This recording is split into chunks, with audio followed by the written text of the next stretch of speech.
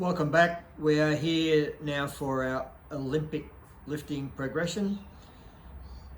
You should have already had a look at the traditional basic barbell stuff first, but I teach also the Olympic lifts, and we'll go over the bars and stuff too. When you're learning, start off with a broomstick, just get the basic patterns and movements with no weight. That's particularly useful for kids and when you're learning. There is no rush in this stuff. You've got the rest of your life. So if you get stuck, you should probably contact an Olympic Lifting Association or an advanced trainer or who knows how to do Olympic lifts. Okay, so broomstick, which is easy. If you're doing light weights, you can do a plain barbell without spinning ends. But if you're getting proper stuff and you're starting to go heavy, you will need to use a proper Olympic barbell. They range in weight from 8 kilogram aluminium, which is quite good for starting. And Monique, grab out the 2.5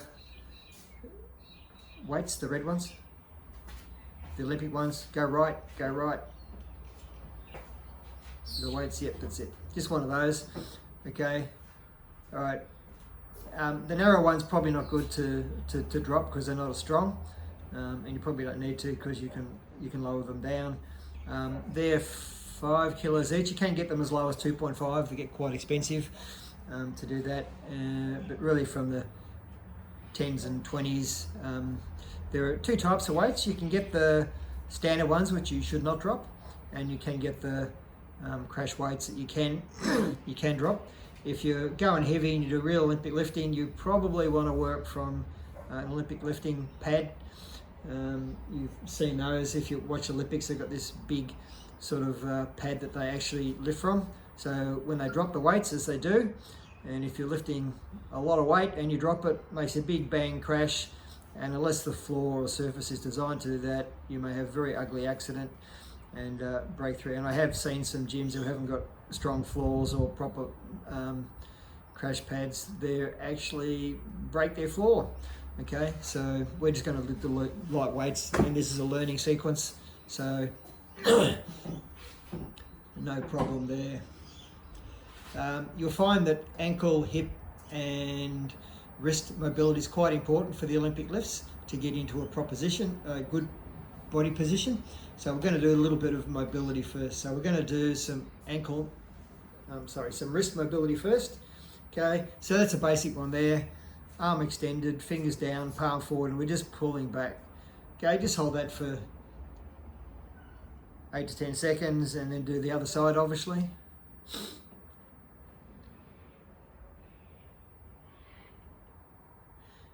You can extend your arm out and do that against the wall as well, so against the pole.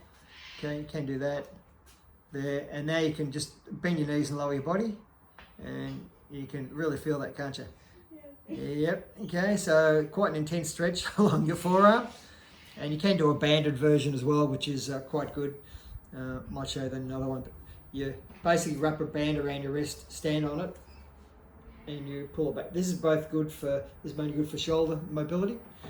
Okay, right, so Monique, stand against the wall. Okay, yeah, elbow up. Okay, single side, that's it. So it's good to mobilize this for some Olympic lifts. Okay, palm up if you can. Okay, that's it. Yep, and now go a little bit closer. Okay, and that's as far as you can go in this case. Okay, so obviously do that both sides. So, and there's another very intense stretch that'll do that you can do. So in kneeling position, and you point your fingers back. Okay, that's it. All right, and then you rock back, and that's a really intense stretch. You really feel that one. Even looks painful. Okay, so that's another good. So there are a couple of wrist and shoulder exercises there, and we're going to do hip mobility just from sumo.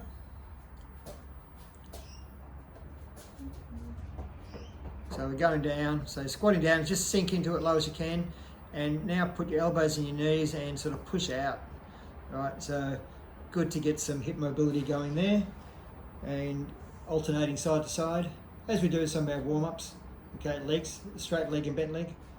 Okay, that's it. So just really try and sink down in this one. Sink down a couple of seconds, yeah. Bounce up and down a couple of times.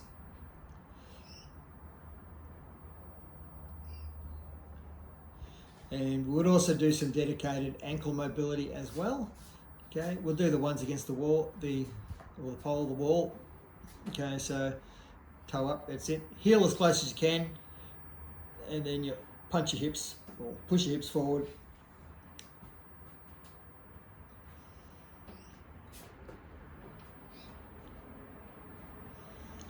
And you can also do the push-up position 1, which is quite good too. Use your body weight to get a little bit more range of motion through the ankle. Okay, single-sided. Okay, so you're trying to push your heel into the ground, and obviously you would do both sides. A lot of people have different ranges of motion in ankle flexibility left to right.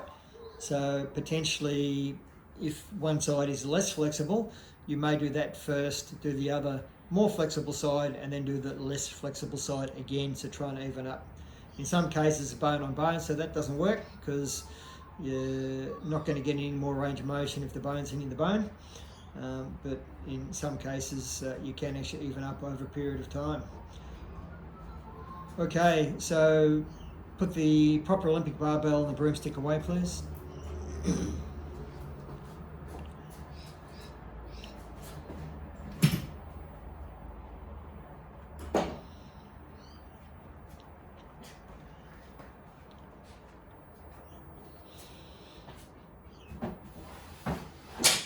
Thanks, Monique.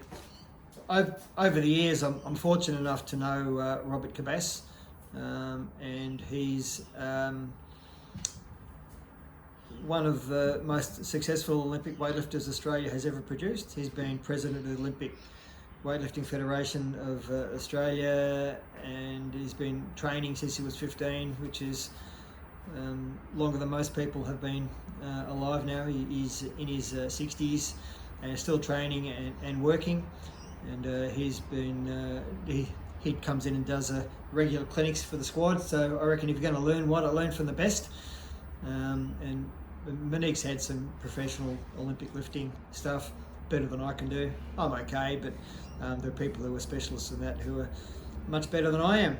But she's pretty good on the basics, and she's good to show you how to do the techniques. So we're going to pick up the barbell, standard neutral grip at the hang. Okay, so hands outside, thumb rounds the other side of the bar, toes turn out a little bit. Okay, and she's just going to do an RDL. So again, this is good for just get your hips, remind your body what neutral spine is. This is where we started the traditional weightlifting exercises as well.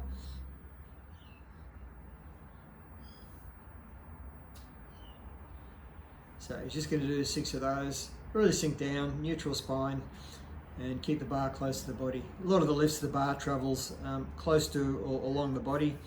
It doesn't sort of wander out from the body. Okay, shortest distance between 2 points is a straight line. So that's our concept for a lot of these lifts. So now we're going to do a low pull.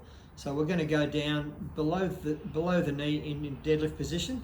Okay, and we're going to watch. Okay, so now Monique's just from the hang. She's going to just stay at the hang. Now she's going to lift her at the hang, just stay at the hang, leg straight. So now, yeah, so she's just going to pop her heels off the ground. Just raise your heels. Lower your heels. Okay, down to the ground. Okay, now we're just going to pop her heels off the ground and back down again. That's it, and down. That's it, quick. Okay, so what we're trying to do is time the lifting of the bar, the raising the heels, and shrugging of the shoulder. Okay, so now just shrug the shoulders. Okay, quick, yeah, so it's just a quick shrug. Okay, now try and do both together. Okay, without going down, just, okay, so just lift the heels and shrug the shoulders. Okay, right, so we're getting ready to do what's called a low pull. So show us a low pull. Okay. Okay, so she's combining lifting the bar, raising the heels, and shrugging of the shoulders. It takes a bit of a while to get this, and it's important to get this basic concept because that's where a lot of the stuff happens, okay? Because we're using our whole body to try and lift the bar. When it's a light bar, hey, easy, doesn't matter, you can almost do anything to get the bar up. But when it's heavy, if you haven't got the right technique, you'll blow up and it won't work, okay? So, raising of the heels, shrugging of the shoulders, and lifting the bar all at the same time. All right, now the bar is staying, notice the bar is staying close to the body. Okay, so again, my knee, couple more. Okay, below the knee. Okay, this is what's called, I suppose you call it power low pull, but we're not going all the way down. If you're doing a traditional Olympic lift, coming up into the clean, then the bar would start from on the ground. Okay, in this case, we haven't got weights on the end, so that's a long way down. So we're just going to have it below the knee. You can do it below the knee or above the knee if you want to just use a shorter range of motion. Okay, all right. Some people do, so go down into lower position. Some people they come up here and they touch just above the knee, and that's a signal to go into the hip thrust. And okay, so different people teach different things. Okay. So again, so 3 in a row, low pulls. Okay. Okay, notice the arms aren't bending. Okay, we're just learning how to flick the bar. So we're teaching ourselves how to accelerate the bar. So we're going up slowly, and then we're accelerating the bar.